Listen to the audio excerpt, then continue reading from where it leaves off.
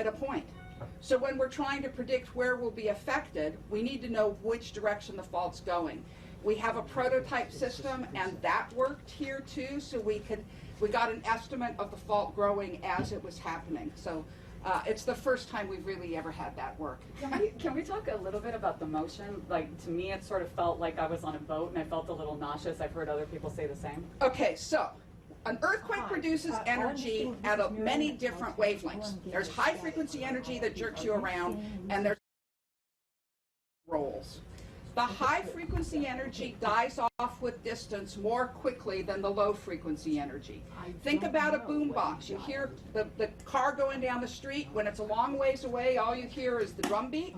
That's the low frequency energy getting farther than the high frequency energy. So if you feel it as a rolling motion, you know it's pretty far away.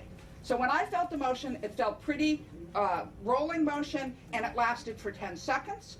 I could estimate that it had to be at least a magnitude 6, and it had to be pretty far away. For those who may be just joining us, I know a lot of stations are taking this live. Can you back up to the beginning? Are we having any reports of damage? Or where was the earthquake centered exactly, the basics? Okay, so the basics of the earthquake is near China Lake and Ridgecrest. So the area to the east of the southernmost part of the San Andreas Fault. The nearest fault is the Little Lake Fault, and that it might be associated with it, but we don't know. We have to have a field geologist to tell us. It is a relatively uninhabited, it's a sparsely inhabited area, so the number of people who would have received damage is much lower. I think we need to check what's happening in Ridgecrest and China Lake. Damage reports do not come here. We are seismologists measuring the movement of the ground. Damage reports go to the Governor's Office of Emergency Services. Rob, can I ask you to come join us? Sure. So Rob Graves is a seismologist with the U.S. Geological Survey and the regional coordinator for Southern California. So, and let me just, so obviously we're here because we had an earthquake to celebrate 4th of July. We're going to have people out, our geologists are heading out into the field right now to see if they can document any fault displacement. Obviously, if any damage reports will come in. This earthquake was large enough where the shaking could have caused damage. One thing I would like to note is that here in the LA Basin area, because as Lucy was explaining, the waves, the low frequency waves tend to travel further than the high frequency. Many people out in the LA Basin would have felt that rolling shaking, whereas up here in the mountains, people didn't feel it as strongly. So we're going to have, even in the LA area, we'll have disparity in terms of the reports of the shaking. I know it's still early, but any takeaways from this quake? Wrap it up for us now. I'll let Lucy do it. all right, there is a definition of the change in the news cycle. Usually at this point, you're still asking us what was the magnitude. Luckily now we can give it an accurate magnitude very quickly. It is not yet an hour since the earthquake. One comment I would make, if you've noticed, we've had a lot of aftershocks. Now those in general are not being felt down here in the LA Basin. Up in the Owens Valley area, I am sure they are feeling lots of these aftershocks. I haven't had a chance to keep track, but we've had dozens, I think about Yes. 3 at this point. We will continue to be having a lot of aftershocks. This area is also characteristically tends to have very robust sequences. The magnitude 5.1 happened very near this in 1982, and there were 6 or 8 magnitude 4s associated with that event, as well as dozens of magnitude 3s, and it went on for 6 months. So we should be expecting lots of aftershocks, and some of them will be bigger than the 3s that we've been having so far. I think the chance of having a magnitude 5, this is an off-the-top, not calculated thing, is probably greater than 50-50. Sometime this afternoon, we're going to be having a larger aftershock within this sequence. Question for you. If considering its location to the San Andreas Fault, is there any threat to the San Andreas because of this? No. No increase in risk. Well, maybe slightly. But we have never seen a foreshock more than 10 kilometers, 6 miles away from its main shock. And this is substantially farther than that to the San Andreas, or to the Garlock Fault, which is another large fault capable of big earthquakes. That is significantly closer to this event and would probably have a slightly increased risk on Garlock. But I think the San Andreas is too far away even for this size earthquake. But just keep in mind that the San Andreas is an active fault, and so there is always that risk at play. It doesn't increase the risk. Yes. It also doesn't decrease it. Exactly. Can you describe the activity in that area in the months leading into this quake? Yeah, we don't have that data right at hand. No swarms of anything? No, nothing. Yeah, so if you're maybe asking, we have had a couple of other swarms in other areas of Southern California in recent days. Nothing like that was occurring up in this area in the last couple months. There was a 4.2 just about 30 minutes before the main shock, and that is a classic foreshock. But I know that when I saw that page come through this morning, I went, I haven't seen Searles Valley in a while. Yeah. So. And there is also a slight chance that we could have an event larger than what we're calling the main shock right now. That's about 5% chance for every earthquake, and like any other earthquake, this probably has about a 1 in 20 chance that this is not the largest event within the sequence. Rob, could you spell your name real quick? Yeah, R-O-B, and last name Graves, G-R-A-V-E-S. And your title one more time, sorry. Seismologist with the U.S. Geological Survey. We're getting some feedback from viewers and users of the alert system, and they say that in Los Angeles it did not work. It worked. It was not broadcast on Shake Alert. Yeah. The system worked, but the USGS Could you just parameters. elaborate on how the system operates and what? Yeah, so and unfortunately I don't have the details as to what didn't occur or what didn't work properly. We're looking into that right now. So the system actually did detect the earthquake. It did work in terms of estimating that there was shaking that was going to occur. The signal apparently did not get out. So, the system is still being tested. We're going to have to figure out what's going on with it. Obviously, we'll have updates later on today. Now, I will also point out the shaking in the Los Angeles region was not strong enough to be damaging in that sense. So, to be clear, the signal was supposed to go out. It should have gone out. It wasn't. Wait, do you know that? I don't know. I want to hesitate before making any definitive statements until I can sort that out. So we don't know at this point whether it was. Yeah, Right, this is. All right, the system in the lab worked, so that physically it worked. The Shake Alert LA system was set up with agreements that limited which alerts went out, because we get a lot of false alarms at the lower levels. So whether or not the shaking reached the parameters that should have been alerted, we don't know, and we're trying to find out. But remember, we're not even an hour since the earthquake. Please. Have you heard of any significant damage in the LA area? If there was damage in the LA area, something's really weird. This was not strong shaking in the Los Angeles area. So I would be extremely surprised if that were the case. But besides, damage notifications do not come to Caltech or the U.S. Geological Survey. They go to the Governor's Office of Emergency Services. Should we be preparing for a big one? One should always be preparing for a big one. This does not make it less likely. There is about a 1 in 20 chance that this location will be having an even bigger earthquake within the next few days, that we have not yet seen the biggest earthquake of the sequence. It's certain that this area is going to be shaken a lot today, and some of those aftershocks will probably exceed magnitude 5, which means they will become damaging. We do not expect, this is far enough away from the San Andreas that any impact on that system will be minimal.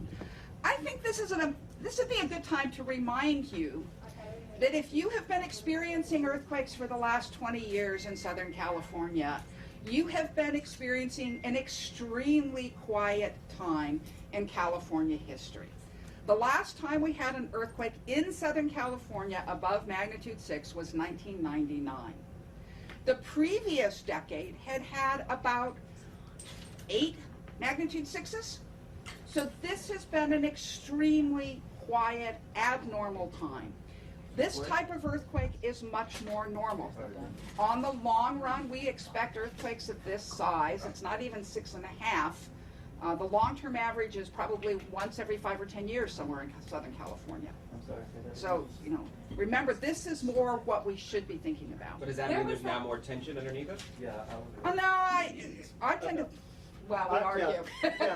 I would actually say it's about the same. As Lucy was explaining, this type of earthquake is more what we would expect. Obviously, any earthquake that occurs releases some of that tension, but there's a tremendous amount that's built up since the last major earthquake, which was in 1857 on the San Andreas. So these types of earthquakes are kind of on the fringes of many of the other more active faults. This typically, this type of activity is actually very typical. Lucy, you said we should be expecting lots of aftershocks. If you could just walk through what we should expect for the next few hours and how, like, will it taper off? How does that work? Since I haven't had a chance to even count the number of aftershocks so far, I can't be accurate with this one. An average 6.5. The largest aftershock is about 5.5, and there would be about 10 4.5s, and 100 3.5s. I think we have already had probably in excess of 20 3.5s. So that suggests we're on the high side. This is not generic. This is probably, there's a wide distribution between different sequences. We see factors of 10,000 variation in the productivity of sequences. The generic is the one I just gave you, 1 5.5, 10 4.5s. This seems to be on the high side, at the upper 50%, right? So I would expect that there will continue to be magnitude 3s every few minutes, as there have been since this earthquake happened. And that as those many 3s come through, we're going to have several 4s. In fact, there was a 4.1 that happened about, I don't know, something like a minute ago. And somewhere in here, I said, I think they're going to get up about 5. And for how long? You said to expect them for, like, we're talking about a 3-hour period, 2-hour period? What's A few years? Okay, so, all right. Yeah, not at this rate. Okay. However, whatever number you have in the first day, on average, the second day has half that number. Okay. The third day has a third that number. So the 100th day has 1% that number, Okay. which is not very many compared to today, Right. but is a lot more than your background rate. Now, day 110 has 0.95%, right? It's not very different. When you get out into that tail, there's a long tail where we continue to have earthquakes. The last earthquake close in size to this is really Northridge. That was a 6.7.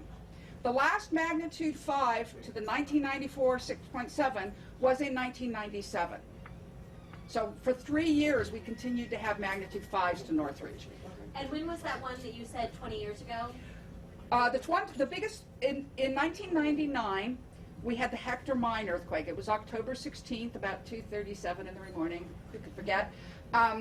And it was way east of us. It was out in the 29 Palms Marine Corps Weapons Testing Center. Okay. So it was very isolated. The damage was limited because of it. It woke up people across Los Angeles. And I said 7.1. And that's the last time we've had an earthquake above 6 in Southern California itself. Easter Day 2010, there was a magnitude 7.2 in Baja California that was felt across much of the region, but it was actually located well south of the border. Can you explain? Can you just explain? I'm hearing from my friends in the Inland Empire, and they seem to have felt a lot more than we did here. Can you kind of compare how the shaking would have felt across our? I'm wondering if we can find. A shake map? Yeah, that's what I'm thinking. I can't even get this. Let's see. Okay, because if we could, here's did you feel it right here? if we can, we don't seem to have our, Let me. okay. I will, Well, while you resolve that technical issue, could you describe what the field teams do when they go to look for the okay, so surface activity? an earthquake actually is the movement of one side across the other. Now, like with Northridge, that movement happened in the earth and the fault stopped before it got to the surface. This size earthquake, we have mapped faults there. It's probably through to the surface. So what they are looking for is a place where one side's moved with respect to the other. So you need something crossing that fault. I mean, you can see the disruption off usually, but sometimes that disruption is just shaking induced. So to be sure that you're seeing fault offset, you need to be sure you see something that got moved. So the first thing they'll go look for are the roads. If there's a road crossing this fault, you'll come along and then there's the rest of the road. As a guess, at magnitude 6.4, the offset levels are probably 1 to 5 feet. Probably a few feet. So that means you come along the curb of a road, it then just moves over and there's the rest of it a few feet over. If we could ever get this in control, we can bring up some pictures of such things from previous earthquakes. And can you explain to me again what happened with the app? So the app didn't work? We don't know. Okay. Okay, we have just hit an hour after the earthquake. We know that the system worked, but the app has parameters that says don't give a message if it's below this level, and we don't know if this fitted or not because that wasn't decided here. What did you personally think when you started feeling the rolling? Oh, damn, I'm going to have to tell the family not to come over this afternoon. 4th of July canceled. I have a whole pile of food in that refrigerator.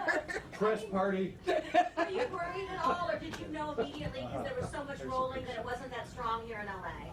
Okay, because of what I felt, it wasn't strong in LA. I knew it had to be pretty far away. Of course, if it was down in the same distance down south, it might have been in San Diego.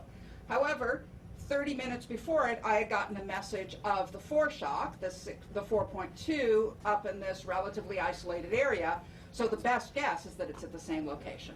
And that fit with what I was feeling and assumed that that's probably what it was. Can you describe or explain the characteristics of the shock waves and why something, say, in the West Valley could be felt very strongly, but then 5 miles away in Valley Village, nothing? All right. There's a lot of reasons people feel or don't feel what. Are we getting it? Yeah, I can't. Yeah. Technical. Technical. I can't see from here. Oh, okay. Yeah, that's really getting. All right. That's shake. Excuse me. All right. So there's a lot of reasons you feel what you feel. Here, you want me to? It's there we go. And that's going to be pages of. Seriously? Okay. Okay. The magnitude, the bigger the earthquake, the more energy is produced. Distance, not from the epicenter, but from the fault surface. In this case, there's a 4.2 going on. Yeah. The waves are going to be arriving here in 27 seconds. We probably won't feel You them. might feel expected intensity 1. Right, right, see this? Expected intensity 1 means not felt. And So- the waves, so the red wave there is the, This is the larger S wave here coming down. so if this had been larger, we would be probably feeling some shaking in 4, 3, 2, But it's 1. But there's another 4, right? This is I think there might have been a dozen 4 so far. Okay, so that's not what I want. Let's see if we can look at a did you feel it? So we Yeah. see it by yeah. This is the one. No, that's the shake map. Here. Why you feel something? Distance, magnitude, distance from the fault, local soil conditions. If you're in a flat area, you probably have ground beneath you that passes the waves through slowly, the soil. When the waves move slowly, they still have the same amount of energy. They have to get bigger to carry that same amount of energy. So in a soft soil, we amplify the shaking compared to a hard rock. If you're in Griffith Park, you're probably, you've got nice solid rock, no soil amplification. Where we are right here, thickness of this soil, it's about a factor of 2 amplification compared to being on the hard rock. Downtown LA is about a factor of 5. Now you can also have even smaller, more localized ones when you have like a river channel. Think about it, if you have a drainage channel coming out of the mountains, that probably used to be a creek. And that creek would have left down soils, and that would have been even softer. Let me see what we've got here. Okay, yeah, you can sort of see it. So almost all of LA, we are coming through as what's about intensity 3. Intensity 3 is noticed by most people inside, often missed by people walking around.